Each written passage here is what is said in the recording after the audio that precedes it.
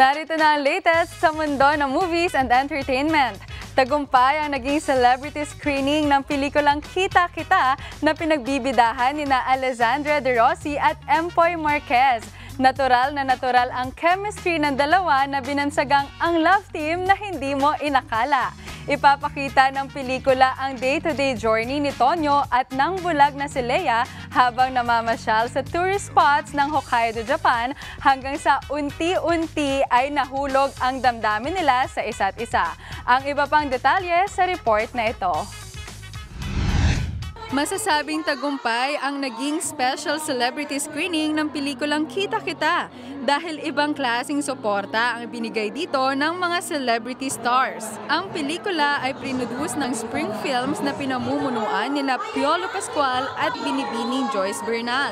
Ang pelikulang Kita Kita na pinagbibidahan ni Alessandra De Rossi at Empoy Marquez ay dinaluhan ng mga kilalang pangalan sa show business. Hindi pilit ang tambalang Alempoy na kung tawagin ay ang love team na hindi mo inakala.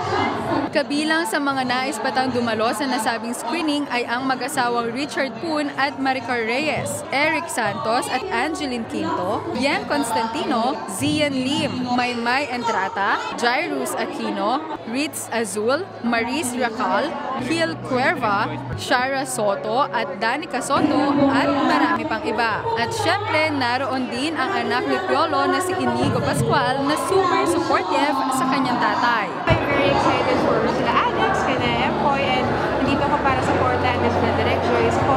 Nakita ko yung trailer nila at isa ako sa mga na-excite panoorin kaya nandito ako ngayon kagaya.